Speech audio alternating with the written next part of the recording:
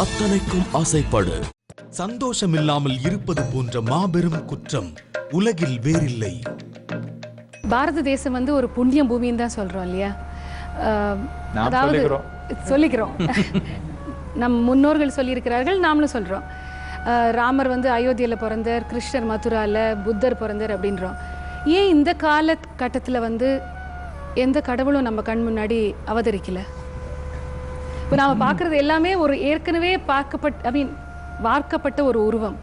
இப்போ நாம் அமிர்த சித்திரகத்தை காமிச்சு, புக்கை காமிச்சு குழந்தைக்கு இதுதான் ராமர் உருவம், இதுதான் ஆஞ்சநேயர், இதுதான் லக்ஷ்மணர், சீதை அப்படின்னு சொல்கிறோம்.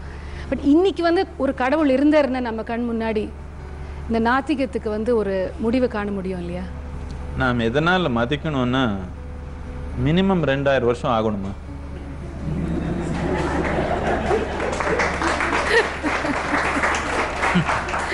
மினிமம் 2000 வருஷம் ஆனால் தான் நான் மதிக்க முடியும். அதுக்கு கம்மி என்ன ஆகாது. ஊறுகாய் மாதிரி ஊர்னா தானே ருசி. இப்போ ஒரு கடவுள் தன்மை நடந்தா அது உணரணும்னா அவங்களுக்கு விழிப்புணர்வு வேணும், அறிவு வேணும், திறந்த தன்மை வேணும். 5000 வருஷத்துலேருந்து யாரோ சொன்னாங்க ராமர் கடவுள்னு, நீங்க அதை சொல்லிக்கலாம். ராமர் இருந்தாங்களோ இல்லையோன்னு நமக்கு தெரியாது, இருந்தாங்கன்னு வச்சுக்கலாம். இருந்தாலும் அவர் சொன்னதுக்கு நீங்க சொல்றீங்க. இதுக்கு எந்த விதமான அறிவோ விழிப்புணர்வோ ஒன்றும் தேவையில்லை. இப்போ அந்த கடவுள் தன்மை யாருக்குள்ள பார்க்கணும்னா உங்களுக்கு அந்த விழிப்புணர்வு, அறிவு, ஒரு தெரிந்த ஒரு பக்குவம் உங்களுக்குள்ள வேணும். எல்லாரும் சொன்ன மாதிரி சொல்றதுக்கு ஒன்றும் தேவையில்லையே. சத்குரு, இப்போ முந்தியெல்லாம் எத்தனையோ வருஷத்துக்கு ஒரு தடவை ஒரு பூகம்பம், நில அதிர்வு, ஏதாவது ஒரு நேச்சுரல் டிசாஸ்டர் இந்த மாதிரி தான். இப்போல்லாம் ஒரே நாளில் 89 வாட்டிலாம் பூகம்பம் வருது. 89 இந்தோனேஷியாவிலாம் இப்போ ஒரே நாளில் ஒரே மாதத்துக்குள்ளே 89 டைம்ஸ்லாம் நில நடுக்கம் வருதுன்னு சொல்கிறாங்க. அப்புறம் சுனாமி மாதிரியான பேரழிவுகள்லாம் வர ஆரம்பிச்சிருக்குது. வார்மிங், குளோபல் வார்மிங்னு ஒன்று நடந்துட்டுருக்குது.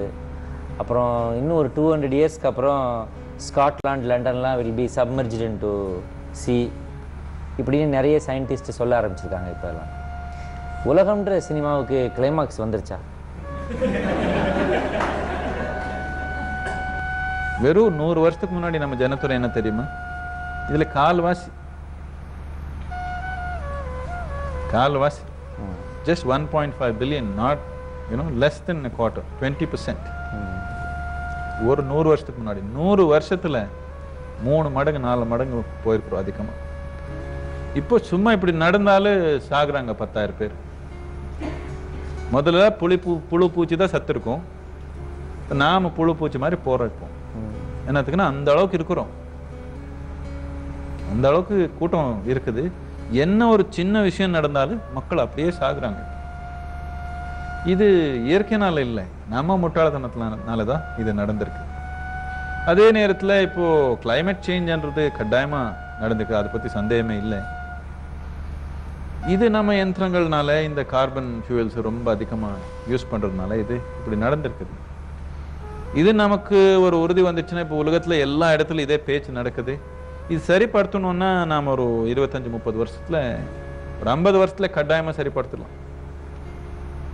இப்பவே அதுக்கு முயற்சி நடந்திருக்குது. இன்னும் நமக்கு சஃபிஷியண்டா குத்துல, இன்னும் எல்லாருக்கும் புரியல. என்ன நினைக்கிறாங்க, அப்படியே தள்ளிடலான்னு பாக்குறாங்க. கொஞ்சம் நல்லா குத்திடுச்சுன்னு அப்ப எல்லாருமே பண்ணுவாங்க. ஆனா இந்த சுனாமி எல்லாமே புதுசா வரல, முதல்ல கூட வந்திருக்குது. அப்போ இந்த கடல்ல போய் இப்படி 1000 கணக்குல மக்கள் உட்கார்ந்துக்கல. ஏதோ ஒரு 100 பேர் மீன் பிடிக்கிற ஆள் இருந்தாங்க. அவரு கடல்ல இருந்தா அவருக்கு சுனாமி வந்ததே தெரியல, சும்மா அப்படி போனது. கடலுக்குள்ள இருந்தா ஒன்றும் தெரியாது சுனாமி, அது பாட்டது போய்க்குது.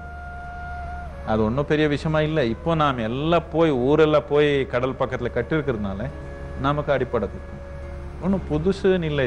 இதெல்லாம் இயற்கையிலே முதல்லேருந்தே நடந்து வந்தே இருக்குது. 100 வருஷத்துக்கு முன்னாடி இந்தோனேஷியால பூமி நடங்குதான்னு உங்களுக்கு தெரியுதான்?